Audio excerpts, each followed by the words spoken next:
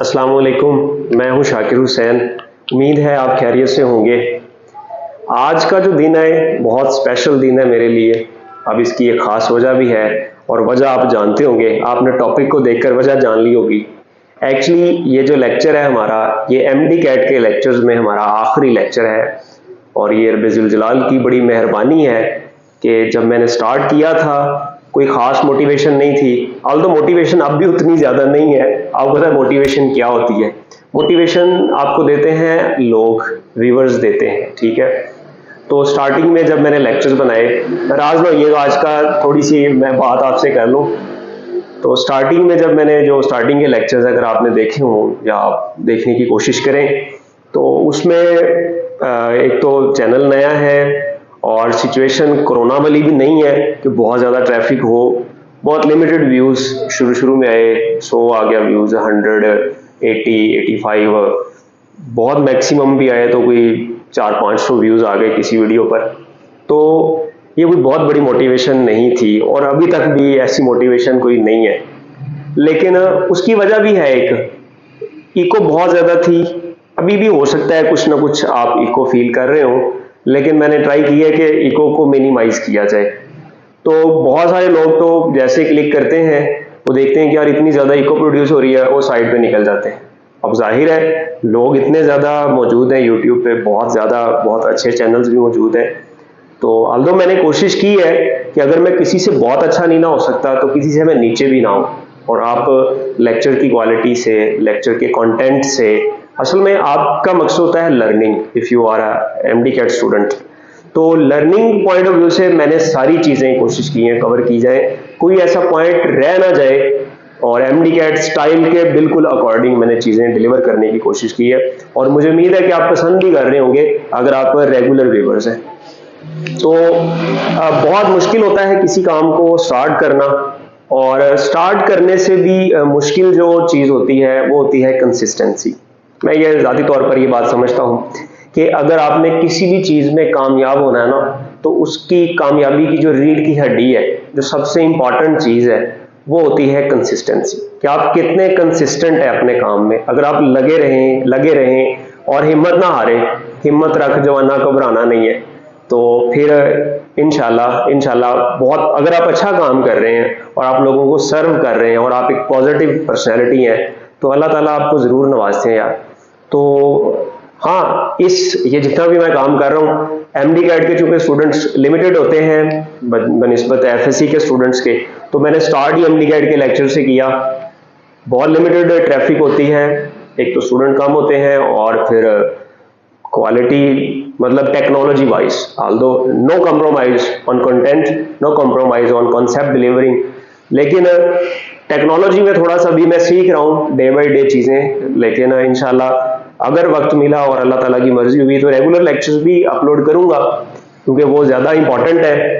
तो खैर, ये जो मैंने कोशिश की है और ये अल्हम्दुलिल्लाह अल्लाह ताला की बड़ी मेहरबानी है। रब्बी यस्सिर वला तुअस्सिर व तम्मिम बिल खैर।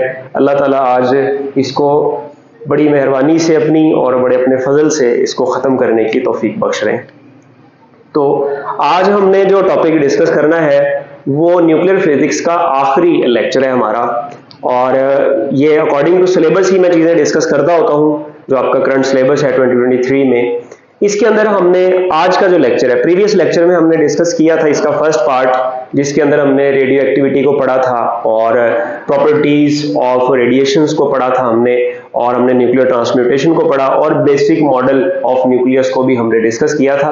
अगर आपने वो लेक्चर नहीं देखा तो आप एक दफ़ा उसको देख लें। आई होप कि आप उसको पसंद करेंगे। तो आज का जो हमारा लेक्चर है ये कंसिस्ट करेगा हाफ लाइफ पर और रेडियो एक्टिव डिके लॉ पर, और इसके अलावा हम बायोलॉजिकल इफेक्ट्स ऑफ रेडिएशन को डिस्कस करेंगे। हो सकता है थोड़ा सा लेंथी हो जाए, लेकिन आज इसको खत्म करना है इंशाल्लाह। तो स्टार्ट करते हैं। What is half life? Half life आप समझते हैं बहुत, as you are an MD CAT student, तो मैं बहुत डिटेल्स में नहीं जाने वाला, इसको एग्जांपल से मैं समझाता फिरूं कि हाफ लाइफ क्या होती है।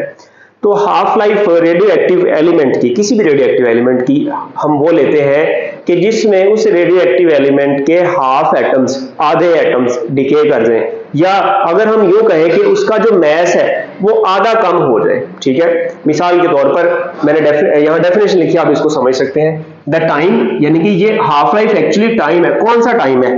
ड्यूरिंग विच, जिसके दौरान हाफ ऑफ मैस चाहे मैस, इंपॉर्टेंट बात, यूजुअली आप मैस नहीं पढ़ते होते लेकिन मैस भी इंपॉर्टेंट है, एमसीक्यू में पूछा जा सकता है, आपको पता होना चाहिए। हाफ ऑफ mass और atoms of a radio active element decays या डिसइंटीग्रेट, ठीक है। डिसइंटीग्रेट का मतलब डिके कर जाना, ट्रांसम्यूट हो जाना from parent nuclei to daughter nuclei, ठीक है। This is known as half life of that radio active element. और एक इंपॉर्टेंट बात मैंने लिखी है कि डिपेंडेंस किस पर है, हाफ लाइफ किसी रेडियो एक्टिव एलिमेंट की डिपेंड किस पर करती है। तो रेडियो एक्टिविटी की तरह जो हाफ लाइफ है ये भी डिपेंड करती है nature of radio active element पर। नेचर ऑफ एलिमेंट लिख देता हूं मैं। अब जब मैं बात कर रहा हूं एलिमेंट, तो डेफिनेटली ये रेडियो एक्टिव एलिमेंट की बात हो रही है। फिजिकल चेंज का, केमिकल चेंज का इस पर कोई इफेक्ट नहीं पड़ता। वो आपसे पूछ ले कि टेम्परेचर बढ़ा दिया, प्रेशर बढ़ा दिया, डेंसिटी ऑफ द मीडियम बढ़ा दी, कम कर दी, इनसे कोई फर्क नहीं पड़ने वाला। तो फर्क कब पड़ेगा? जब आप एलिमेंट ही चेंज कर देंगे। आप यूरेनियम को हटा के आप थोरियम ले आते हैं, आप थोरियम को हटा के आप प्रोटेक्टेनियम ले आते हैं, कोबाल्ट 60 ले आते हैं। तो डिपेंड करता है कि नेचर क्या है मटेरियल की। अब हाफ लाइफ को हम डिनोट करते हैं T1/2 से। This is the symbol which is used for half life. अब हाफ लाइफ के लिए बहुत सिंपल सी बात है, इसको हम यूं समझ सकते हैं, अगर इनिशियली प्रेजेंट एटम जो है वो 1 लाख हो तो एक हाफ लाइफ के बाद कितने एटम रह जाएंगे? तो एक हाफ लाइफ के बाद जो एटम रह जाएंगे वो होंगे 50,000 एटम्स। और अगली एक हाफ लाइफ के बाद क्या वो सारे गायब हो जाएंगे? नहीं भाई, अब 50,000 है तो नेक्स्ट यानी कि सेकंड हाफ लाइफ के बाद वो 25,000 रह जाएंगे। तो 25,000 नेक्स्ट थर्ड हाफ लाइफ के बाद वो 25,000 का भी हाफ यानी कि 12,500 एंड सो ऑन, इस तरह से चलता जाएगा। तो मैंने यहाँ ना एक छोटा सा एनालिसिस लिखा है। ये एनालिसिस ना एमसीक्यू की फॉर्म में बहुत ज्यादा आता है, ठीक है। मैंने लिखे हैं नंबर ऑफ हाफ लाइफ्स यानी कि number of T1/2, remaining fraction या रिमेनिंग एटम्स भी आप कह सकते हैं, डिकेड फ्रैक्शन, कितनी फ्रैक्शन डिके हो चुकी है या कितने एटम्स डिके हो चुके हैं, दोनों बातों को हम डिस्कस करेंगे। तो नंबर ऑफ हाफ लाइफ पहले मैं बात करता हूं 0 है, ठीक है। और फिर जो हाफ लाइफ है 1, फिर उसके बाद हम बात करेंगे 2 हाफ लाइफ के बाद, फिर 3 हाफ लाइफ के बाद, फिर 4 हाफ लाइफ के बाद, फिर 5 हाफ लाइफ के बाद, और फिर एंड सो ऑन चलते चले जाएंगे। तो एक हाफ लाइफ के बाद अगर एटम 1000 थे तो अब हम 1000 नहीं कहेंगे, अब हम कहेंगे कि अगर initially present atoms n not है 0 टाइम पर, जब टाइम कितना है? टाइम है 0, ठीक हो गया। तो उस वक्त ओरिजिनली जो एटम प्रेजेंट है उसको हमने कह दिया n नॉट, ठीक हो गया। मैस होगा तो हम उसको m नॉट कह देंगे, मैस। n की जगह आप m को रिप्लेस कर सकते हैं, डोंट वरी, ठीक हो गया। n नॉट आ गया।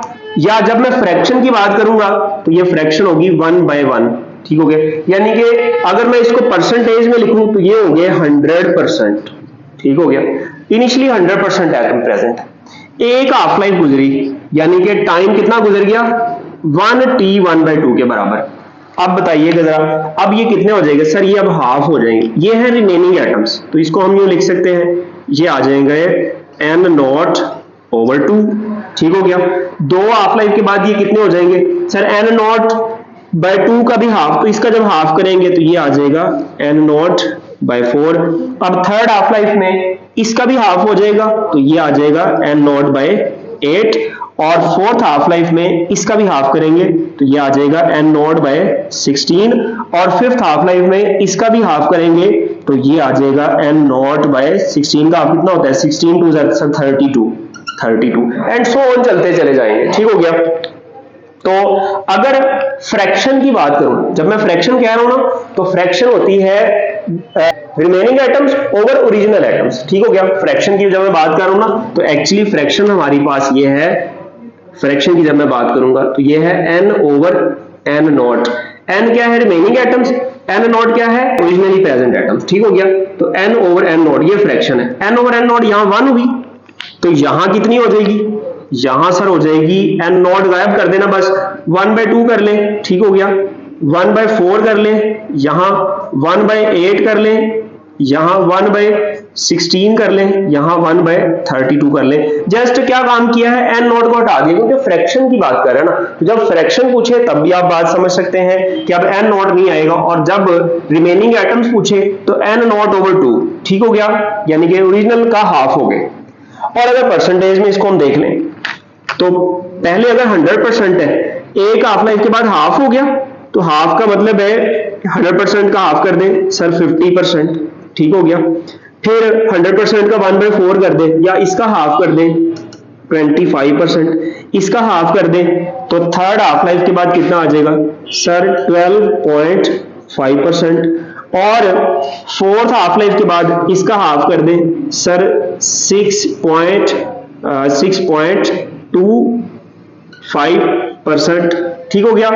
और इसका अगर हाफ कर दें फर्दर तो ये आ जाएगा 6 का हाफ 3.25 का हाफ 125%, ठीक हो गया। तो इस तरह से अब सारे के सारे एटम्स कब डिके हो जाएंगे, तो टोटल एटम्स को, तमाम एटम्स को डिके होने में जो टाइम लगता है वो इनफाइनाइट, कितना टाइम लगता है, इनफाइनाइट टाइम लगता है, ठीक है। मैं इसकी कह देता हूं, इसकी जो टोटल लाइफ होगी ना, टोटल लाइफ, एमसीयू आ जाता है, what is the total life of a radio active element, तो वो इनफाइनाइट होती है, यानी कि they take infinite time to decay completely decay होने में, ठीक है। मुकम्मल तौर पर डिके होने में इनको कितना टाइम लगता है, इनफाइनाइट टाइम लगता है, ठीक हो गया।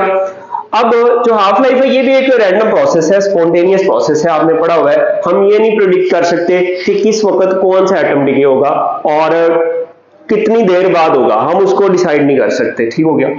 अब ये तो हो गए रिमेनिंग एटम्स। अब डिकेड फ्रैक्शन या डिकेड एटम्स निकालने हो तो अब वो कैसे निकालेंगे, तो देखिएगा, अगर शुरू में 100% प्रेजेंट है यानी कि n नॉट है, तो शुरू में डिके कितने हुए होंगे, जरा बताइएगा, शुरू में डिके कितने हुए होंगे। आप कहेंगे सर शुरू में जो डिके हो गए हैं वो 0, ठीक है, शुरू में तो कोई t=0 पर कोई डिके नहीं हुआ, अभी आपने स्टार्ट किया उसको देखना। तो एक हाफ लाइफ के बाद कितने डिके हो गए सर, 100% थे ना, तो 100% में से आप इस 50% को माइनस कर दें, रिमेनिंग वाले को माइनस कर दें, तो बाकी डिके हो गए, वो 1/2 हो गया, हाफ होगी। और इसके बाद अब अगर हम देखें 25% रह गए हैं, तो डिके कितने हो गए 75%, यानी कि 1/4 है ना, तो अगर 4 हिस्से हुए और 4 में से एक हिस्सा रह गया है, तो बाकी डिके कितने हो गए सर 3 हिस्से, यानी कि 3/4 अब क्या हो गए हैं, डिके हो गए, 3/4 डिके। यहाँ n नॉट भी आप साथ लगा सकते हैं, यहां पर कितने हो जाएंगे सर 8 हुए ना टोटल हिस्से, तो 1/8 हो गया, यानी कि 8 पार्ट का 1/8 रह गया, ठीक है, एक पार्ट रह गया, तो बाकी कितने डिके हो गए फिर सर, डिके हो गए 7, तो आप इसको लिख सकते हैं 7/8, ठीक हो गया। ये नीचे 16 है तो ऊपर एक कम कर दे, बस आसान सी बात ये है, 15/16 और 132, नीचे 32 है तो ऊपर कितना आ जाएगा 31/32, साथ में आप n नॉट भी लगा सकते हैं, ठीक हो गया ना। तो ये वो फ्रैक्शन है जो डिके हो चुकी है, रिमेनिंग ये है। अब अगर परसेंटेज में इसको निकालना चाहें, शुरू में कितनी है सर, शुरू में 0%, कोई डिके नहीं हुआ, अब यानी कि 100% में से 100% माइनस कर दिया तो 0% आ गया, 50% माइनस करें कितना आ जाएगा 100 में से सर 50%, ठीक हो गया। एक हाफ लाइफ के बाद 50% डिके हो गए, दो हाफ लाइफ के बाद 100 - 25 सर ये आ जाएगा हमारे पास 75%, कितना आ गया 75%। और इसके बाद 100 - 12.5% करें तो कितना आ जाएगा, 100 - 12.5% करने से आ जाएगा 86.5%, ठीक हो गया। और 100 में से 6.25% माइनस करें कितना बच जाएगा, ये आ जाएगा 100 - 6 करें कितना आ गया सर, ये आ गया 94, तो ये आ गया 93.25 माइनस किया तो बाकी आ गया 75%। ठीक हो गया। और इस तरह से 100% में से इसको माइनस कर दें, कितना बच जाएगा सर? ये बच जाएगा 96.875%। सब ठीक लिखे हैं, कहीं गलती तो नहीं की? यहां देखें थोड़ा सा, ये आई थिंक 87 आएगा। ठीक हो गया, 87.5%। यानी कि 100 में से इनको माइनस करना, 100 में से 100 किया तो ये बच गया, 100 में से 50 किया तो 50, 100 में 25 किया तो 75, 100 में से 12.5 किया तो 87.5 आ गया, 100 में से इसको किया तो ये आ गया, 100 में से इसको किया तो ये आ गया। 99.9% जो डिके हो जाएंगे वो आफ्टर 10 हाफ लाइफ्स। ठीक है, 10 हाफ लाइफ्स के बाद 90 अप्रोक्सीमेटली 99.9% डिके हो जाएगा। तो अब इसके बाद ना एक इंपॉर्टेंट इसका फॉर्मूला जो यहां से हम बना सकते हैं, आप देख सकते हैं। पहले है n0/2, यहां देखें 2 की पावर 1 है, ऊपर 2 की, नीचे अगर मैं 2 लिखूं, इसको मैं यूं लिखता हूं n0/2 की पावर 0। फिर कौन आया एक हाफ लाइफ के बाद? n0/2 की पावर 1। फिर क्या आ गया? n0/2 की पावर 2। फिर आ गया n0/2 की पावर 3। फिर आ गया इस तरह से n0/2 पावर 4। ये मैं क्यों लिख रहा हूं? ये देखिएगा जरा, पहले पावर ये 0 नीचे, यहाँ 1, यहाँ 2 की पावर 2 मैंने लिखा तो ये 4 हो गया। ठीक है, 8 हो गया, 16 हो गया, एंड सो ऑन चलता जा रहा है। तो हम यहां से ना एक जनरल फॉर्मूला निकाल लेते हैं। जनरल फॉर्मूला किसके लिए? नंबर ऑफ रिमेनिंग एटम्स के लिए। नंबर ऑफ रिमेनिंग एटम्स क्या ले? लेफ्ट ओवर क्या ले? लेफ्ट ओवर क्या ले? ठीक हो गया। या नंबर ऑफ अनडिकेड एटम्स क्या ले? ठीक हो गया, अनडिकेड एटम्स। तो सारी बातें, चाहे वो पूछे नंबर ऑफ रिमेनिंग एटम्स निकालें, चाहे वो पूछे नंबर ऑफ लेफ्ट ओवर निकालें, चाहे वो पूछे नंबर ऑफ अनडिकेड एटम्स निकालें, तो इन सब का जो फॉर्मूला आएगा हमारे पास, हम लेट्स सपोज ये n number of remaining atoms है, तो इसको हम डिनोट करेंगे n0/2 पावर n। अब ये स्मॉल n क्या चीज है? ये जो स्मॉल n है ना यहां पर, ये वाला, ये स्मॉल n, ये है number of half lives. Number of half lives कि कितनी हाफ लाइफ गुजर चुकी है। ठीक हो गया, ये स्मॉल एन वो है। अगर सर हमने निकालना हो नंबर ऑफ डिकेड एटम्स, तो फिर क्या करें? तो उसके लिए भी फॉर्मूला है, नंबर ऑफ डिकेड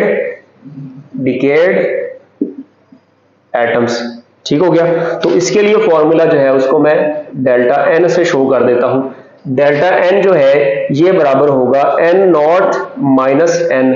जितने रिमेनिंग है ओरिजिनल में से उनको माइनस कर दें तो बाकी जो होंगे वो डिके हो जाएंगे। ठीक है, इसको हम यूं भी लिख सकते हैं, n0 क्या है? वही ओरिजिनल नंबर ऑफ एटम्स, और माइनस n की जगह n0/2 पावर n। तो ये फॉर्मूला आ गया। इसको फर्दर यूं भी सिंप्लीफाई किया जा सकता है, डेल्टा n इक्वल टू आ जाएगा हमारे पास 1 - 1/2 पावर n इंटू n0। अब समटाइम आपसे ये पूछे कि भाई नंबर ऑफ डिकेड एटम्स निकालें, तो आपको number of half life given हो और n0 ना गिवन हो, n0 की वैल्यू या तो दी होगी, और अगर नहीं दी तो और ऑप्शन में भी n0 नहीं आ रहा, तो फिर आप n0 को क्या कंसीडर करेंगे? n0 को आप 1 कंसीडर करेंगे या फिर 100% कंसीडर करेंगे। ठीक हो गया। अगर n0 की वैल्यू ऑप्शन में मौजूद ना हो और ना ही गिवन हो आपको, फिर उस केस में आप इसको 1 कंसीडर करेंगे। एक एमसीक्यू करते हैं जरा। एमसीक्यू बहुत आसान है।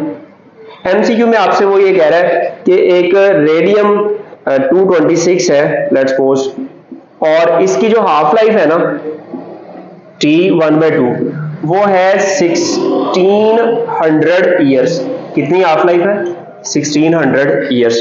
तो जल्दी से बताएं number of remaining atoms, number of remaining atoms, और या फिर बल्कि और की बजाय मैं कह देता हूं and number of decade atoms. ठीक हो गया। डिकेड एटम्स, दोनों की वैल्यू बताएं कितने होंगे, number of remaining atoms and number of decade atoms.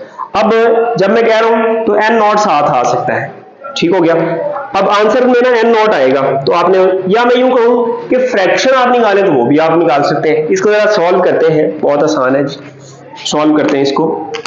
इसमें देखिएगा यहां ना आपने एक फॉर्मूला याद रखना है। अगर हमने नंबर ऑफ रिमेनिंग एटम्स निकालना है सर, ये वाला फॉर्मूला है n equal to n naught over 2 power n। Sir आपने कहा आंसर n नॉट में आ जाए, ठीक है, या n नॉट ना भी हो या फ्रैक्शन में आ जाए, तो फिर बताएं। सर हमें ये n का नहीं पता, n क्या है, स्मॉल n। सर ये नंबर ऑफ हाफ लाइफ है, तो हमें इसका नहीं पता। तो मेरे बच्चे इसके लिए ना एक बड़ा इंपॉर्टेंट शॉर्टकट है, आप यूं कह लें, ये शॉर्टकट वही नहीं है, ये वही पुराना फॉर्मूला है जो आपने मैट्रिक में किया था। ये फॉर्मूला कौन सा है, जरा इसको देखिएगा।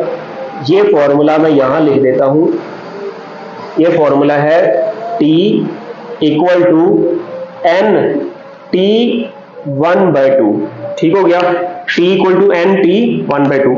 अब T क्या है, ये टाइम है, जितना टाइम गुजर चुका है। अच्छा यहां मैंने आपको टाइम नहीं दिया हुआ, तो टाइम भी हम देख लेते हैं। यहां मैं लिख देता हूं आफ्टर 6400 ईयर्स, ठीक हो गया, चैलेंज, अब पूरी बात होगी।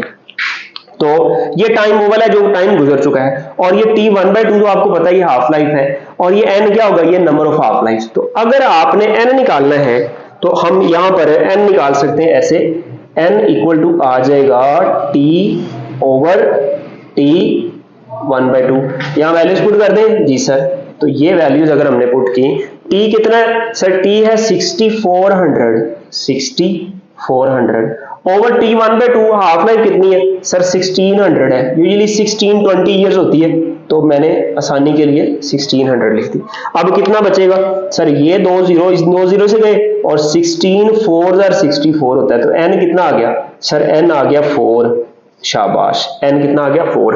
अब देखें, अब इसको रिमेनिंग एटम्स को निकालना बहुत आसान हो गया, कैसे भला, यहां वैल्यूज पुट कर दे बस।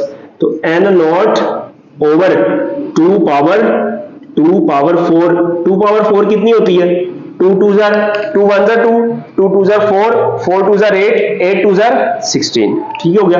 तो n नॉट ओवर 16 या 1 ओवर 16, ठीक हो गया, ये आपने याद रखना है, 1 ओवर 16। इतने एटम जो है वो रह गए हैं। अब डिके कितने हो गए, डिके बहुत आसान है, देखिए सर 16 का एक पार्ट रह गया, यानी कि 1 ओवर 16 रह गए, तो फिर डिके कितने हो गए सर, बाकी 15 पार्ट डिके हो गए। तो मैं बगैर किसी परेशानी के बता सकता हूं कि वो 15/16 है, ठीक है। आप सॉल्व करके देख लें, आप इस फॉर्मूला से सॉल्व कर लें, लेकिन मुझे फौरन पता चल गया क्योंकि मैंने अभी आपको ये कराया है कि भाई देखिए, अगर 1/16 अनडिकेड है तो डिकेड कितने, 15/16, ठीक हो गया। उस फॉर्मूला से भी निकाल लेते हैं, डेल्टा n बराबर आ गया 1 - 1/2 पावर 4। 2 पावर 4 कितनी है, डायरेक्ट 16 लिख लूं जी सर, 16 लिख लें, चले जी, into n not, 16 1 16, 16 - 1 15, 15 over 16 into n not, या 15 ओवर 16, ठीक हो गया जी। तो ये आपके पास डिकेड एटम्स आ गए। तो अब ये फॉर्मूला, एक्चुअली मैं ये चाह रहा था कि आप इस फॉर्मूला को यूज करना सीख जाएं। एक और एमसीक्यू दे दूं, एक और एमसीक्यू लिख लेते हैं। एमसीक्यू ये आपने खुद ही करना है। लेट्स सपोज हमारे पास कार्बन 14 है, ठीक है, और इसकी जो हाफ लाइफ है इसकी 5730 ईयर्स, ठीक हो गया, इतनी इसकी हाफ लाइफ है। तो जल्दी से बताएं, how long will it take, इसको कितना टाइम लगेगा to drop to 1/8 of its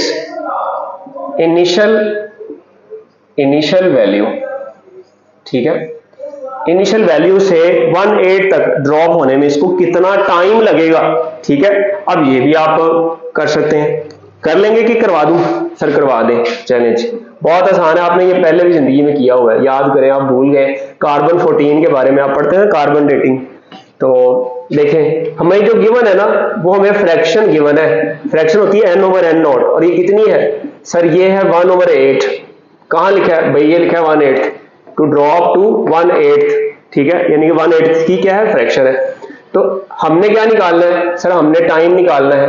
तो टाइम का फॉर्मूला क्या है सर, अभी आपने बताया n t 1/2। अब अगर हमारे पास n आ जाए तो हम t 1/2 निकाल सकते हैं। तो ये देखें n ओवर n नॉट बराबर होता है 1/2 पावर n। सर ये कैसे आ गया भाई, ये देखें ये n नॉट इधर डिवाइड करा देंगे ना, तो n ओवर n नॉट आ जाएगा which equal to 1/2 power n। अब n ओवर n नॉट कितना है सर 1/8, मैं 1/8 को 2 पावर 3 लिख दूं, जी सर लिख दें, तो ये आ गया 1/2 पावर n। अगर हम इनको इक्वेट करें तो n इक्वल टू क्या आ जाएगा सर 3 आ जाएगा, शाबाश।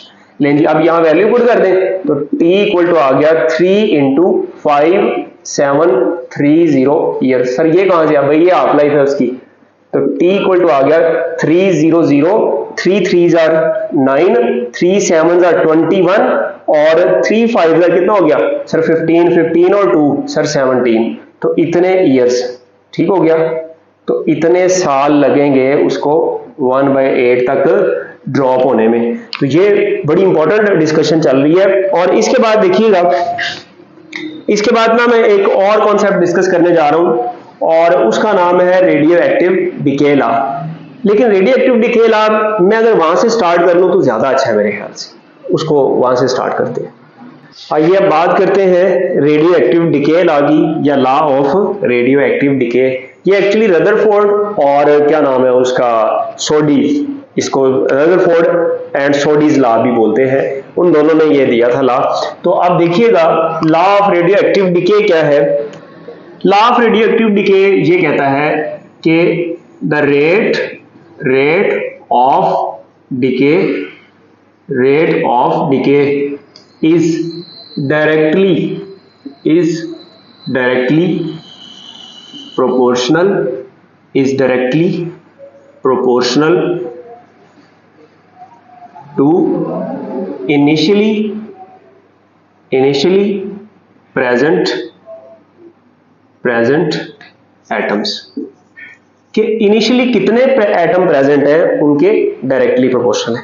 या आपने इसको यूं समझा होगा कि अगर जो नंबर ऑफ डिकेइंग एटम्स हैं वो जो है ज्यादा डिके होंगे, यानी कि डेल्टा एन जो है ये डायरेक्टली प्रोपोर्शनल होगा इनिशियली प्रेजेंट एटम्स के। अगर इनिशियली 1 लाख एटम प्रेजेंट है तो एक हाफ लाइफ के बाद 50,000 डिके होंगे। अगर इनिशियली 50 यानी कि 100 एटम्स प्रेजेंट है तो एक हाफ लाइफ के बाद कितने डिके होंगे 50। तो यानी कि इनिशियली जितने ज्यादा एटम प्रेजेंट होंगे ना तो उतने ही ज्यादा एटम डिके होंगे। Delta N is directly proportional to N. यहां पर नेगेटिव साइन भी लगा देते हैं। नेगेटिव साइन क्या शो कर रहा है कि जो ये एन जो है ना ये ओरिजिनली प्रेजेंट एटम्स है, ठीक है। यहां मैं एन नॉट नहीं यूज कर रहा, एन यूज कर रहा हूं। एन नॉट भी कर सकते हैं, कोई मसला नहीं है, ठीक है। चूंकि डेल्टा एन यूज कर लिए तो अब यहां पर एन में यूज कर रहा हूं, ठीक है। इनिशियली प्रेजेंट एटम्स के क्या है डायरेक्टली प्रोपोर्शनल, एन नॉट लगा देते हैं ताकि आप मिक्स ना करें चीजों को। तो दूसरी बात आपने अपनी रेगुलर क्लास में ये पढ़ी होगी कि डेल्टा एन डायरेक्टली प्रोपोर्शनल है टाइम के। जितना टाइम ज्यादा गुजरता जाएगा उतने ज्यादा एटम डिके होते जाएंगे। डेल्टा एन क्या है, नंबर ऑफ डिकेइंग एटम्स, ठीक है। इन दोनों को जब हम कंबाइन करते हैं तो हमारे पास ये बन जाता है delta N is directly proportional to -n delta T, ठीक हो गया। एन नॉट कह देता हूं मैं। जब आप, या मैं इसको ना यूं कहता हूं, ये n, या चले यहां से प्रोपोर्शनैलिटी का साइन खत्म करते हैं। यहां पर प्रोपोर्शनैलिटी कांस्टेंट आएगा और वो जो है उसको लैम्डा बोलते हैं, और माइनस लैम्डा यहां n नॉट डेल्टा टी ऐसे ही आ गया। तो delta n equal to minus lambda n naught delta T आ गया। अब यहां से देखिएगा, इसको मैं यूं भी तो लिख सकता हूं, डेल्टा एन है ना, ये डेल्टा टी इधर आके क्या हो गया डिवाइड, तो delta N over delta T equal to क्या आ गया माइनस लैम्डा एन नॉट, ठीक हो गया, माइनस लैम्डा एन नॉट। यहां से आप देखें, यहां से delta N over delta T ये डायरेक्टली प्रोपोर्शनल है किसके, एन के, ठीक हो गया, यानी कि एन नॉट के। ये एक्चुअल में ये लॉ है कि मैंने यहां लिखा ना rate of decay, delta N over delta T को बोलते हैं rate of decay, number of decaying atoms per unit time, ठीक है। तो अब यूनिट टाइम में कितने एटम्स डिके हो रहे हैं, it is known as rate of decay, या इसको एक्टिविटी बोलते हैं, अभी आगे चलकर हम पढ़ेंगे।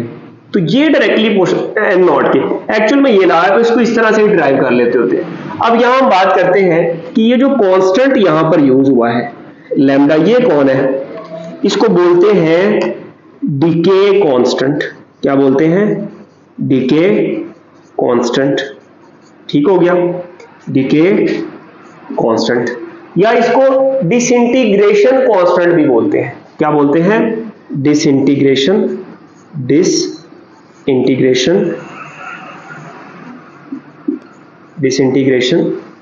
कांस्टेंट। ठीक हो गया, या इसको रदरफोर्ड सोडीज कांस्टेंट भी बोलते हैं। ठीक है, तो ये सारे नाम इसके चल जाते हैं। अब ये जो लैम्डा है इसका यूनिट क्या है, इसका यूनिट वेरी इंपॉर्टेंट। इसका यूनिट अगर हमने देखना है तो मैं एक काम करता हूं, मैं इसकी वैल्यू बेसिकली निकाल लेता हूं। ये देखिए लैम्डा इधर ही रहा, एन नॉट मल्टीप्लाई हो रहा है, इधर क्या हो जाएगा, सर डिवाइड हो जाएगा। तो एक्चुअल में जो लैम्डा का फॉर्मूला हमारे पास बन जाएगा वो आ जाएगा minus delta N over N naught into delta T. ठीक हो गया। अब ये देखें delta N over N naught, ये फ्रैक्शन है किसकी, डिकेइंग एटम्स की। तो अब ये डेल्टा टी क्या है, ये टाइम है, तो इसका तो कोई यूनिट नहीं होगा, फ्रैक्शन है, वैसे भी नंबर ऑफ एटम्स है, नंबर का कोई यूनिट नहीं होता। नीचे टाइम है तो इसका यूनिट क्या होगा, सेकंड। तो ऊपर जाएगा तो क्या हो जाएगा सर, पर सेकंड। तो इसका यूनिट आ गया पर सेकंड। वेरी वेरी इंपॉर्टेंट, ठीक है, बहुत इंपॉर्टेंट एमसीक्यू है। तो लैम्डा का ये जो फॉर्मूला आया है ये भी कोई कम इंपॉर्टेंट नहीं है, ये भी ठीक ठाक इंपॉर्टेंट है। और यहां पर देखें लैम्डा को हम यूं भी डिफाइन कर देते होते हैं, ये देखें ये जो है ना delta N over N naught, इसको हम यूं भी लिख सकते हैं minus delta N over N naught over delta T. तो ये है fraction of decaying atoms per unit time. तो इसको कैसे डिफाइन करते हैं, fraction of decaying atoms per unit time. Unit time में कितने एटम्स डिके हो रहे हैं, उनकी फ्रैक्शन कितनी डिके कब हो रही है, इसको हम क्या बोलते हैं, इसको हम डिके कांस्टेंट यानी कि लैम्डा बोलते हैं। अब ना मैं एक काम करता हूं, एक्चुअल में ये ला जो है ना, ये जो हमारे पास एक फैक्टर आ जाता है, चलें इसको ले लेते हैं, किसी को भी ले लें। यहां से ना इसको मैं यूं लिखता हूं, इसी फॉर्मूला को, इस फॉर्मूला को हम यूं भी लिख सकते हैं, delta N over N naught, ठीक हो गया, equal to minus lambda into delta T. इसको मैं फर्दर सिंप्लीफाइड फॉर्म में लिखूं ना तो मैं इसको लिख सकता हूं delta N over N equal to lambda delta T. ठीक हो गया, चले ऐसे ही लिख लेते हैं माइनस के साथ, ठीक हो गया, बल्कि डेल्टा टी की बजाय ना सिर्फ टी लिख लेते हैं।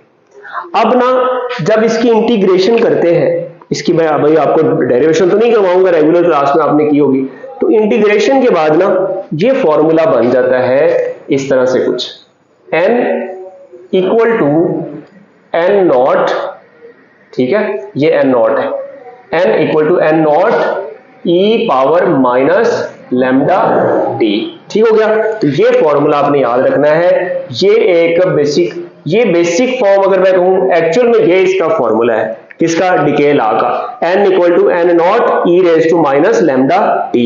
लैम्डा का भी आपको पता है, एन नॉट भी आपको पता है ओरिजिनली प्रेजेंट एटम्स, और n भी आपको पता है नंबर ऑफ लेफ्टओवर्स या रिमेनिंग एटम, और t वो टाइम है जितना टाइम पास कर चुका होगा। अब यहां से ना मैं एक काम करता हूं, मैं ग्राफिकली देखता हूं इसको, तो मैं इसका ग्राफ बना लेता हूं। ग्राफ देखिएगा जरा, ग्राफ बहुत आसान है, इसका ग्राफ बनाना बहुत आसान है। वाई एक्सिस पर ना मैं ले लेता हूं नंबर ऑफ एटम्स, और एक्स एक्सिस पर मैं ले लेता हूं टाइम, और याद रहे टाइम मैं ले रहा हूं हाफ लाइफ में, यानी कि 1 half life, 2 half life, 3 half life. तो यहां मैं टाइम ले लेता हूं, ठीक हो गया, ऐसे टाइम 1 2 3 4 5 एंड सो ऑन चलता जाएगा। ठीक हो गया, और यहां मेरे पास जो इनिशियली प्रेजेंट एटम्स है ना उनको मैं कह देता हूं एन नॉट। ठीक है, मुझे बताएं एक हाफ लाइफ के बाद कितने एटम रह जाएंगे, सर ए का हाफ लाइफ के बाद आधे रह जाएंगे, ये पूरा यहां तक है ना, तो इसका हाफ कहां आएगा सर, इसका हाफ आएगा यहां पर ऑलमोस्ट। ठीक हो गया, तो यहां से फॉरवर्ड जाए और यहां से अपवर्ड जाए तो आपको ये एक पॉइंट मिल गया। ठीक हो गया, अब ये पॉइंट आपको मिल गया। एक्चुअली हम ग्राफ बनाना चाह रहे हैं, यहां पर एटम्स कितने रह गए सर, इनिशियल के हाफ n0/2। अच्छा जी शाबाश। अब दूसरी हाफ लाइफ के बाद इसका भी हाफ हो जाएगा ना, तो इसका हाफ कहां आएगा सर, इसके सेंटर में यहां पर। ठीक हो गया, यहां पर एटम कितने रह जाएंगे सर, n0/4। ठीक हो गया, यहां से फॉरवर्ड मूव करें और यहां से अपवर्ड मूव करें, तो ये भी एक पॉइंट मिल गया आपको दूसरा। अब इसका भी हाफ कर दें, इसका हाफ कहां आएगा सर, यहां कितने हो जाएंगे सर, n0/8। ठीक है, हाफ लाइफ कितनी हो जाएंगी सर, 3 हो जाएंगी। शाबाश, तो यहां पर ये देखें ये पॉइंट मिल गया आपको। अब इन सारे पॉइंट्स को ना मिला दें, जब आप इन सारे पॉइंट्स को मिलाएंगे तो आपके पास इस तरह का एक ग्राफ बन जाएगा। अब ये देखें, क्या ये ग्राफ कभी इसको टच करेगा, टाइम एक्सिस को? बिल्कुल भी नहीं टच करेगा। हाँ करेगा, कहां, इंफिनिटी पर जाकर, क्योंकि इसको इनफाइनाइट टाइम लगता है टोटली डिके होने में किसी भी। अब यहां से ये देखिए, ये कैसा ग्राफ है, इसको आप क्या नाम देते हैं सर, इसको हम नाम देते हैं एक्सपोनेंशियल ग्राफ का, या एक्सपोनेंशियल कर्व बोलते हैं, एक्सपोनेंशियल कर्व, एक्सपोनेंशियल कर्व। ठीक हो गया, ये एक्सपोनेंशियल कर्व है, या इसका एक और नाम भी है, इसको डिके कर्व भी बोलते हैं। क्या बोलते हैं, डिके कर्व। तो डिके या नंबर ऑफ डिकेइंग एटम्स का जो ग्राफ है वो कैसा बनेगा, आप कहेंगे सर एक्सपोनेंशियल। ये देखिए फॉर्मूला में भी ये एक्सपोनेंशियल आपको नजर आ रहा होगा, तो इसका ग्राफ क्या बनेगा, एक्सपोनेंशियल ग्राफ बनेगा। Very important. तो अच्छा, इसकी स्लोप बताएं आपको क्या दे रही है, इसकी स्लोप क्या दे रही है सर, वाई एक्सिस पर n है और x एक्सिस पर टाइम है, तो ये आ जाएगा हमारे पास स्लोप की। अगर मैं बात करूं तो स्लोप इसकी आ जाएगी हमारे पास, स्लोप किसके बराबर होती है sir, delta Y over delta X, delta Y पर delta N over delta T. तो delta N over delta T क्या चीज है, delta N over delta T sir हमने पढ़ा ये है delta N over delta T, और delta N over delta T को हम बोलते हैं रेट ऑफ डिके। क्या बोलते हैं, rate of decay, rate of decay.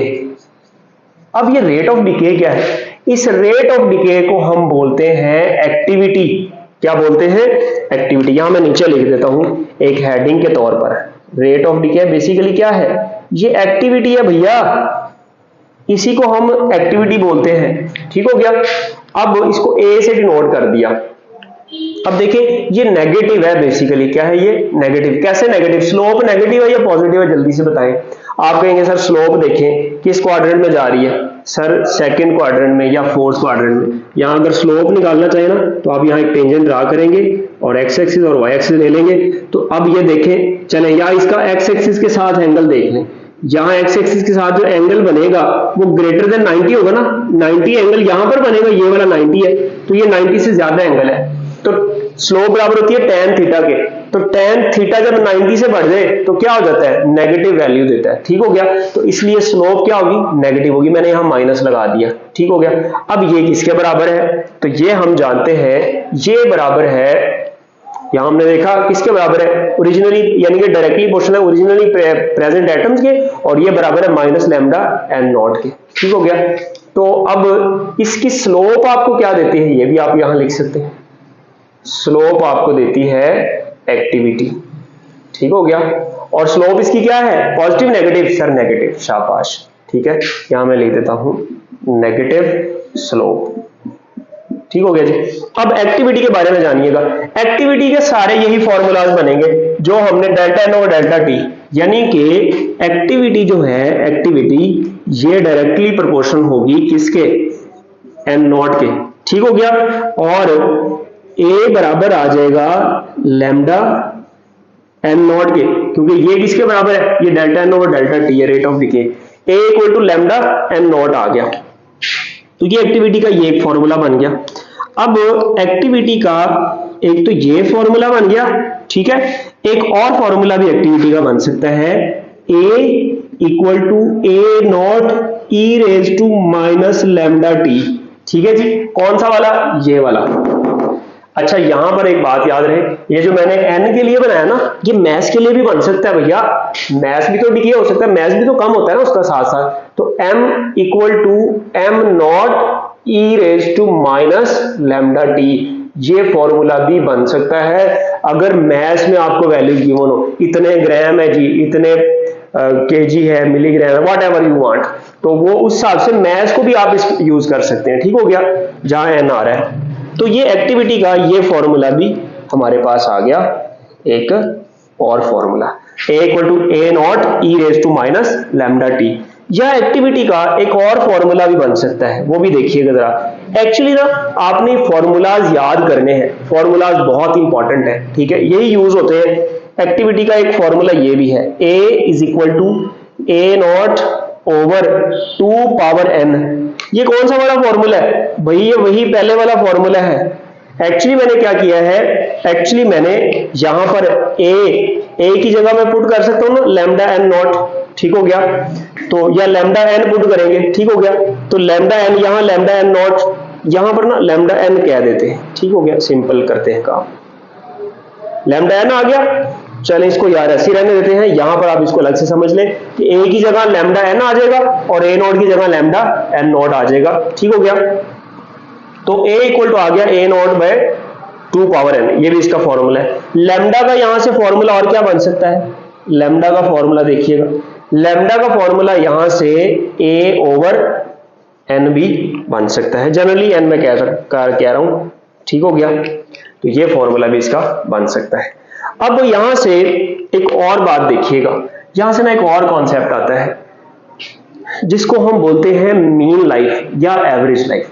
बल्कि उसको समझने से पहले ना मैं एक और चीज आपको बताता हूं। ये जो फॉर्मूला है हमारे पास, इस फॉर्मूला में आप अगर इस फॉर्मूला में, ठीक है, मैं यहां से ऐसे ले रहा हूं, इस फॉर्मूला के अंदर आप t equal to t1/2 put करें, ठीक है, t की जगह क्या पुट करें, t1/2, तो ये फॉर्मूला आपके पास इस तरह से आ जाएगा और ये हाफ लाइफ का फॉर्मूला बनेगा t1/2 equal to ln of 2 over lambda, ठीक हो गया। इसकी डेरिवेशन की तरफ मैं नहीं जा रहा, वरना डेरिवेट करना इसको बहुत आसान है कि यहाँ t की जगह ये t1/2 पुट करेंगे, आगे इसको सॉल्व करेंगे, तो ये हमारे पास दोनों तरफ लॉग लेकर फिर ये ln ऑफ 2 ओवर लैम्डा आ जाएगा। तो अब यहां से ये t1/2 आ गया, इसकी ln ऑफ 2 की वैल्यू जो होती है वो होती है 0.693 ओवर लैम्डा, ठीक हो गया। तो इस तरीके से भी आप इसको लिख सकते हैं। यहां से अगर हम लैम्डा की वैल्यू निकालना चाहें, किसकी वैल्यू, लैम्डा की, तो लैम्डा की वैल्यू क्या आ जाएगी, देखिएगा जरा, यहां से लैम्डा की एक और वैल्यू जो आ गई वो मैं यहां लिख रहा हूं, ठीक है, यहां में लिख देते हैं, ये आ जाएगा 0.693 ओवर t1/2, ठीक हो गया। लैम्डा की एक और वैल्यू क्या आ गई, 0.693 ओवर t1/2। अगर आपको हाफ लाइफ गिवन है तो आप यहां वैल्यू पुट करके उसका लैम्डा यानी कि डीके कांस्टेंट निकाल सकते हैं। अब यहां मैं वो बात करने जा रहा हूं जो मैं पहले ही करने वाला था, वो है G mean life. Mean life, इसकी एक होती है हाफ लाइफ, एक होती है टोटल लाइफ और एक होती है मीन लाइफ या एवरेज लाइफ। अब मीन लाइफ या एवरेज लाइफ को ना हम टी से, या बेसिकली मैं इसको कहूं तो ये टॉ, इसके लिए सिंबल यूज होता है, इससे हम डिनोट करते हैं। अब इसको डिफाइन कैसे करते हैं, इसको डिफाइन करते हैं रेसिप्रोकल ऑफ किसका रेसिप्रोकल, इसका लैम्डा का decay constant, reciprocal of lambda. मैं चले बहुत सिंपल बात करता हूं, या इसको हम यूं भी कह सकते हैं, इट इज द रेशो, यानी कि मैं ये कह सकता हूं टी जो है ना ये बराबर होगा sum of lives of all atoms, जितने भी एटम्स हैं उन सब की लाइव्स का sum over total number of atoms, ठीक हो गया। तो इस तरीके से भी आप मीन लाइफ निकाल सकते हैं। Sum of lives of all atom, जितने भी एटम है किसी रेडियो एक्टिव एलिमेंट के, उसको आपने टोटल नंबर ऑफ एटम से डिवाइड करना है, तो ये टा आ जाएगा, यानी कि ये मीन लाइफ आ जाएगी। और इसको हम लिखेंगे कैसे, बेसिकली टा इज इक्वल टू आ जाएगा 1/लैम्डा। ठीक हो गया, 1/लैम्डा। यहां से लैम्डा का एक और फॉर्मूला भी मैं लिख सकता हूं। लैम्डा का फॉर्मूला आ गया आपके पास 1/टा, और टा क्या है, बेसिकली उसकी मीन लाइफ है। अगर आपको मीन लाइफ गिवन हो तब भी आप उसका डिके कांस्टेंट निकाल सकते हैं। अब जरा यहां देखिएगा, मेरा आपसे ये सवाल है कि क्या टॉ यानी कि मीन लाइफ का और भी कोई फॉर्मूला है? सर बिल्कुल, इसके ये सारे फॉर्मूलाज, ये लैम्डा ये है ना, तो हम टॉ का ये फॉर्मूला भी लिख सकते हैं। जरा देखिएगा कौन सा फॉर्मूला हम लिख सकते हैं, T1/2 ओवर 0.693। इसको जब आप फर्दर सॉल्व करते हैं ना, यह आ जाता है 1.44 T1/2, यानी कि 1/0.693 करेंगे ना तो आंसर आएगा 1.44 T1/2। अब जो बड़ी इंपॉर्टेंट बात है ये वाली, ये इंपॉर्टेंट कैसे है, ये हमें बता रही है कि जो मीन लाइफ होती है ना वो ग्रेटर होती है किससे, T1/2 से। अब कितनी ग्रेटर होती है, तो यहां से अगर T1 है तो ये 0.44 ज्यादा है, तो ये मैं कह सकता हूं T is more than T1/2 by 44%। 44% क्या है, ये ज्यादा है हाफ लाइफ से। ठीक हो गया। अब मैं काम करते हैं, हम एक काम ये करते हैं कि ये जो हमारे पास फॉर्मूला है ना, ये n = n0 e⁻⁻λt, यहां पर मैं ये वैल्यू पुट करके देखता हूं, ये टॉ यानी कि टाइम जो t है ना वो मीन टाइम पुट करके देखता हूं। मैं कह देता हूं इफ t = टॉ यानी कि 1/λ, देन अब क्या होगा, अब ये होगा वो वाला जो फॉर्मूला है ये बन जाएगा n = n0, ठीक हो गया, e⁻⁻λt है ना, तो t की जगह क्या पुट कर रहा है, इस t की जगह क्या पुट कर रहे हैं सर, 1/λ। शाबाश, 1/λ। लैम्डा से लैम्डा गायब हो गया, कितना आ जाएगा सर, ये आ जाएगा n0 e⁻⁻1। इसको हम लिख सकते हैं n0 × 1/e। e की वैल्यू कितनी होती है जल्दी से बता दें सर, e की जो हमने वैल्यू पढ़ी थी ना वो थी 2.71 समथिंग, तो बिल्कुल शाबाश, वही मैं उसी की बात कर रहा हूँ, 2.71 समथिंग। तो इसको जब सॉल्व करेंगे ना 1/2.71, चार्जिंग एंड डिस्चार्जिंग में भी आपने इस तरीके को सॉल्व किया हुआ है, तो ये आंसर आता है 0.37 n0, या मैं कह सकता हूं 37% ऑफ n0। ठीक हो गया। तो अब एक मीन लाइफ गुजरने के बाद जो नंबर ऑफ रिमेनिंग एटम्स है वो कितने रह जाते हैं, वो 37% रह जाते हैं। बड़ा इंपॉर्टेंट एमसीक्यू कि नंबर ऑफ रिमेनिंग एटम्स कितने रह जाएंगे, नंबर ऑफ रिमेनिंग एटम रह जाएंगे 37%। और डिकेड कितने हो जाएंगे, मतलब एमसीक्यू आ जाता है ना, कहां लिखे अभी जगह नहीं नजर आ रही, तो मैं लिख देता हूं इस जगह पर, यहां पर एमसीक्यू क्या आता है, number of remaining atoms after time of mean life. तो मीन लाइफ टाइम गुजरने के बाद जो रिमेनिंग एटम्स है, ठीक है, वो कितने रह जाते हैं, वो रह जाते हैं 37% या 0.37 ऑफ ओरिजिनल अमाउंट। और डिकेड भी आप फिर बता सकते हैं वो 63% या 0.363 ऑफ n0, वो इतने डिके हो चुके होंगे। तो ये एमसीक्यू भी बन सकता है। अब इससे आगे चलते हैं और बातें करते हैं। एक्चुअली अब मैं कुछ और एमसीक्यूज करवाना चाह रहा था, लेकिन लेक्चर काफी लेंथी हो जाएगा, तो मैं आगे मूव कर रहा हूँ। आखिरी बात करते हैं यूनिट्स ऑफ एक्टिविटी की, और उसके बाद बायोलॉजिकल इफेक्ट्स ऑफ रेडिएशन की तरफ जाते हैं।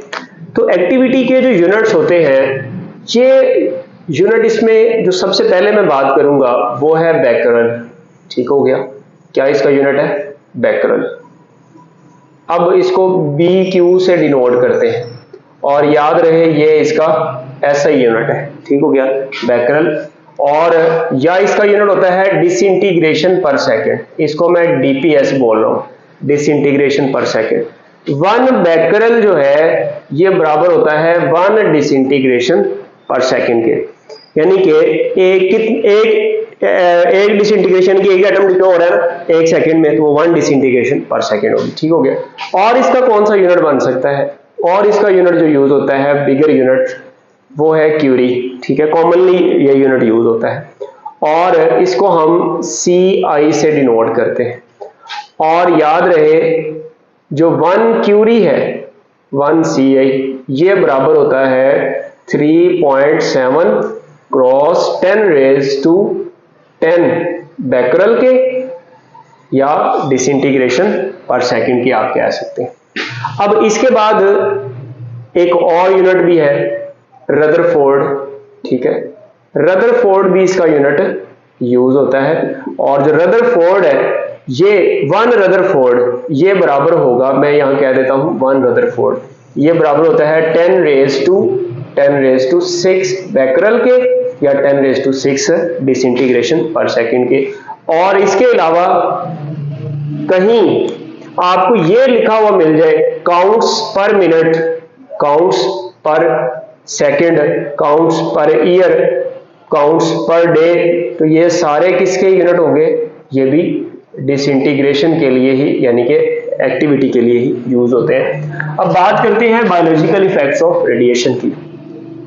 तो बायोलॉजिकल इफेक्ट्स ऑफ रेडिएशन में कॉमन सी बात यह है कि रेडिएशन जब किसी बॉडी पर पड़ती हैं, अगर कोई लिविंग बॉडी है, तो उसमें डिफरेंट प्रॉब्लम्स क्रिएट कर सकती है। स्किन कैंसर हो सकता है, उसमें जीन्स को चेंज कर सकती है, जेनेटिक प्रॉब्लम म्यूटेशंस आ सकती हैं, अल्सर हो सकता है, कैटरैक्ट आंखों में मोतिया आ सकता है, और बहुत सारे मसाइल जो है इन रेडिएशंस की वजह से हो सकते हैं, जिनको हम बोलते हैं बायोलॉजिकल इफेक्ट्स ऑफ रेडिएशन।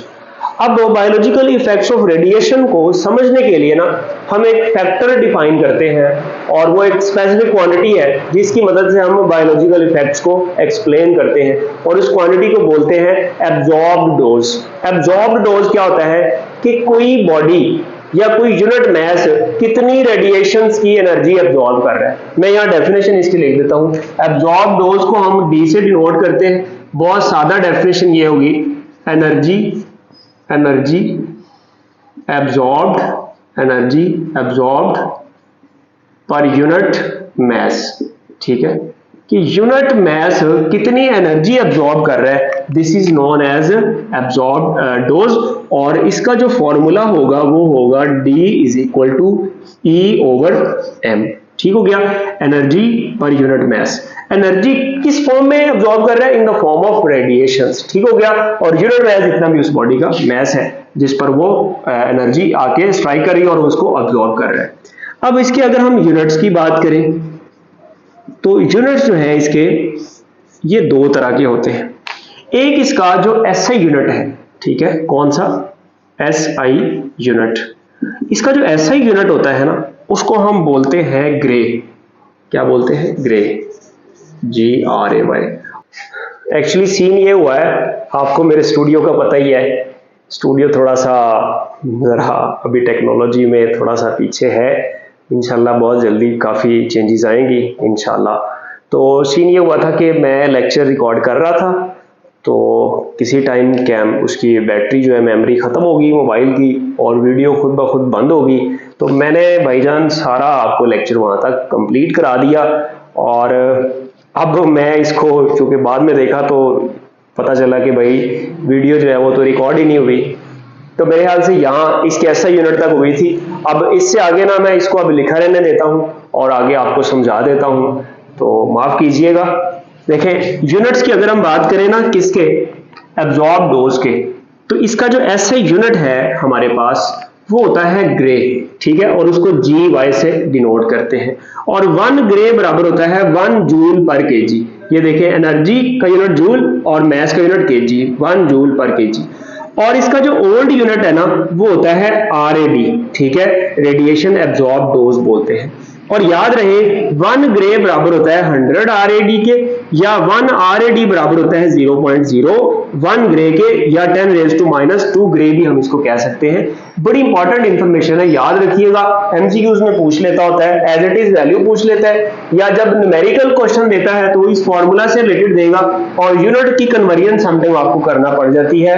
वो आपसे RAD में आंसर पूछ सकता है डोज का, वो आपसे ग्रे में पूछ सकता है, तो ये डिपेंड करता है किसमें उसने पूछा है।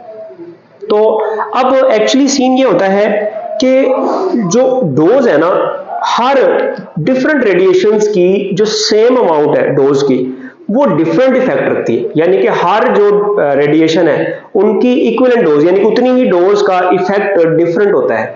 जैसे मैं कह दूं एक्स रेज की एक सर्टेन डोज है और उतनी ही डोज अल्फा रेज की है, तो उन दोनों का इफेक्ट डिफरेंट होगा। जैसे जो अल्फा रेज है वो 20 टाइम्स मोर डैमेजिंग होगी देन एक्स रेज। मैंने यहाँ लाइन लिख भी दी है, आपकी बुक की लाइन है, बड़ा इंपॉर्टेंट एमसीक्यू है। For the same absorb dose of alpha particles are 20 times more damaging than X rays, यानी कि सेम अमाउंट ऑफ डोज के लिए alpha particle 20 time more damaging है। और दूसरी बात, ना सिर्फ ये रेडिएशन पर डिपेंड करता है कि रेडिएशन की टाइप कौन सी है, बल्कि ये अब्जॉर्बिंग बॉडी कौन सी है, यानी कि उसका कौन सा पार्ट जो है वो रेडिएशन अब्जॉर्ब कर रहा है, उस पर भी डिपेंड करता है। जैसे मैंने लिखी एक बात कि जो न्यूट्रॉन्स होते हैं ना, वो आईज पर सबसे ज्यादा डैमेज करते हैं, यानी कि आईज को सबसे ज्यादा डैमेज करते हैं। तो neutrons are more damaging for eyes than other parts of the body. तो ये बात मैंने यहां लिख दी है। ये एमसीक्यू भी आपकी बुक का और बड़ा इंपॉर्टेंट एमसीक्यू, ये भी आपने याद रखना है। फिर हम क्या काम करते हैं, फिर हम ना इनके इफेक्ट को डिस्कस करने के लिए एक फैक्टर को इंट्रोड्यूस करवाते हैं, और उस फैक्टर का नाम है रिलेटिव बायोलॉजिकल इफेक्टिवनेस। यानी कि एक दूसरे के हिसाब से उनकी जो इफेक्टिवनेस है वो कितनी है, रेडिएशंस की बात हो रही है यहाँ पर, ठीक है। तो अब उसको RBE बोलते हैं, और इससे फिर हम एक और कॉन्सेप्ट को लेके आते हैं और उसको नाम देते हैं इक्विवेलेंट डोज का। अब इक्विवेलेंट डोज को DE से डिनोट करते हैं, और इसकी डेफिनेशन क्या है, डोज को जब हम RBE से मल्टीप्लाई कर देते हैं ना, तो आपको इक्विवेलेंट डोज मिलती है। इसकी डेफिनेशन मैंने यहाँ लिखी है, the product of absorb dose and relative biological effectiveness, ये मैंने नाम लिख दिया इसका, is known as equivalent dose। ठीक हो गया, तो ये इसका फॉर्मूला आ गया, DE = D × RBE, और इसका यूनिट अब क्या होगा, तो याद रहे इसका जो यूनिट है वो सीवर्ट होता है। ठीक हो गया, और SV, कैपिटल S और स्मॉल v इसका सिंबल है, और ये बराबर होता है ग्रे × RBE के। इसका ऐसा यूनिट अगर मैं कहूं तो वो सीवर्ट है, और इसका जो ओल्ड यूनिट है वो है रैम। ठीक है, तो 1 सीवर्ट बराबर होता है 100 रैम के, और 1 रैम बराबर होता है 0.01 सीवर्ट के, या 10⁻² सीवर्ट के। ये चेंज करने के लिए पूछ लेता है। अभी हम एक एमसीक्यू भी करेंगे तो उससे आपको पता चलेगा। तो अब इस यहाँ तक हमारा जो टॉपिक है वो ऑलमोस्ट क्लोज हो गया है, लेकिन अब इसके बाद दो चीजें रह गई हैं। बायोलॉजिकल इफेक्ट्स में कुछ चीजें हैं जो मेमोराइज करने वाली होती हैं, याद रखने वाली होती हैं, जो फैक्चुअल क्वेश्चंस बनते हैं, और यूजेस हैं इसके, जो कि ट्रेसर्स के तौर पर यूजेस हैं। कैंसर के इलाज में यूज होता है, मेडिकल के अंदर, इंडस्ट्री के अंदर, और डिफरेंट जगहों पर इनके जो इस्तेमालात हैं वो यूजेस आपने याद करने हैं। और उसके लिए मैं एक काम करूंगा, मैं एंड पर एक पिक्चर लगा दूंगा, उसको आप देख लीजिएगा और पढ़ लीजिएगा। या अगर मैं अच्छी सजेशन आपको दूं तो आपकी बुक पर जो टॉपिक है ना, बायोलॉजिकल इफेक्ट्स ऑफ रेडिएशन का और यूजेस ऑफ रेडियो आइसोटोप्स का, उसको आप लाजमी पढ़ें, उसको हाईलाइट करें, और वो सारे एमसीक्यूज बड़े इंपॉर्टेंट है, और वहीं से एमसीक्यू यूजुअली आते हैं। ठीक है, और वहीं से पूछा जाएगा, कोई नई बात नहीं आपसे पूछेगा। एक एमसीक्यू लिखा है और एमसीक्यू के बाद बात खत्म करते हैं। तो एमसीक्यू में शायर ये कह रहा है कि एक शख्स है और 75 kg का है, उसका मास कितना है, 75 kg। पूरी बॉडी ना उसकी रिसीव करती है डोज कितनी, 24 मिली RAD, इतनी डोज रिसीव करती है, डिलीवर्ड बाय अल्फा पार्टिकल्स। और वो डोज उनको कौन डिलीवर कर रहा है, उस शख्स को अल्फा पार्टिकल डिलीवर कर रहे हैं। फॉर विच, जिनके लिए RBE की वैल्यू कितनी है, 12 है। कैलकुलेट करें एब्जॉर्ब्ड एनर्जी इन जूल्स, यानी कि एब्जॉर्ब एनर्जी आपने, नॉट एब्जॉर्ब डोज, वो तो दी हुई है ना, एनर्जी आपने कैलकुलेट करनी है जूल्स में, ऐसा यूनिट में। और इक्विवेलेंट डोज इन रैम। ठीक हो गया, तो ये आप कैलकुलेट करें। दोनों ये आंसर लिखे हुए हैं, इनमें से कोई आपको पता चल गया होगा अब इनमें से आंसर कौन से है। अब इनको सॉल्यूशन देख लेते हैं। तो देखिएगा E = आ गया D × M। अब ये कहां से आया, ये यहां से आया। E equal to D cross M, ये एम डिवाइड हो रहा है, इधर आगे क्या हो गया, मल्टीप्लाई हो गया। तो D की वैल्यू देखें, ये है 24 मिली RAD, ठीक हो गया। मिली की वैल्यू 10⁻³ और 24 RAD हमें पता है, RAD किसके बराबर होता है, RAD बराबर होता है 10⁻² ग्रे के, ऐसे यूनिट में लेके जाते हैं। तो ये 10⁻² पुट कर दिया, ग्रे में आ गया, ऐसे यूनिट में 75 kg, ये भी ऐसे यूनिट में। अब जो एनर्जी आएगी वो जूल्स में आएगी, क्योंकि एनर्जी का भी ऐसा यूनिट क्या है, जूल है। तो देखिए 24 को और 75 को मल्टीप्लाई किया, ये मैंने किया हुआ है, 24 और 75 को मल्टीप्लाई किया तो 1800 आ गया। अब 1800 को ये वैसे ही साथ मल्टीप्लाई कर दिए, इन 2 जीरो से ये 10⁻² गायब हो गया, तो 18 क्रॉस 10⁻³ ये जूल, इसका क्या आ गया, एनर्जी का आंसर आ गया। तो ये हमारे पास बीटा ऑप्शन बन गया, ठीक हो गया। अब जो दूसरी चीज हमने फाइंड करनी है वो है इक्विवेलेंट डोज। तो इसके लिए जो फॉर्मूला है वो ये वाला है, D equal to D into RB, लेकिन ये किस में करनी है, रैम में, नॉट इन ऐसे यूनिट। तो D की वैल्यू पुट की, कितनी थी, यहां हमने D की वैल्यू 24 मल्टीप्लाई 10⁻³ इंटू 10⁻², तो ये पुट की 10⁻³ -2 -5 हो गया सीवर्ट, ठीक हो गया, सीवर्ट में आएगा। तो इसके साथ ना यहाँ RB हमने मल्टीप्लाई करा दिया 12, ये देखिए 24 10⁻5 और मल्टीप्लाई 12 किया, 12 को 24 से मल्टीप्लाई किया तो ये आंसर आएगा 288, तो 288 क्रॉस 10⁻5 सीवर्ट आया। अब 1 सीवर्ट किसके बराबर होता है, हमने पढ़ा, किधर पढ़ा, यहाँ पर, कि 1 सीवर्ट बराबर होता है 100 रैम के। तो इसकी जगह 10⁻2 लगा दिया, रैम में आ गया, 2 कट गए तो बाकी -3 रह गया, तो -3 को इधर इससे मल्टीप्लाई करा दिया, 0.288 रैम। या आप इसको और भी आसान कर सकते थे, जो D की वैल्यू आपको गिवन है ना 24 मिली RAD, वही पुट कर दे तो अब आंसर रैम में आएगा, और सीवर्ट उसमें क्या नाम है, सीवर्ट में नहीं आएगा, रैम में डायरेक्ट आंसर आ जाएगा, बाद में आपको कन्वर्ट नहीं करना पड़ेगा। तो ये था हमारा आज का लेक्चर, और ये MD कैट का हमारा आखिरी लेक्चर है। अपनी भरपूर दुआओं में याद रखिएगा। अब इसके बाद मैं कोशिश करूंगा, आप एक्चुअली पता क्या सीन होता है, आपका जो भी चैप्टर है ना उसके अंदर हर टॉपिक के अंदर कुछ बातें ऐसी होती हैं जो मोस्ट इंपॉर्टेंट होती हैं।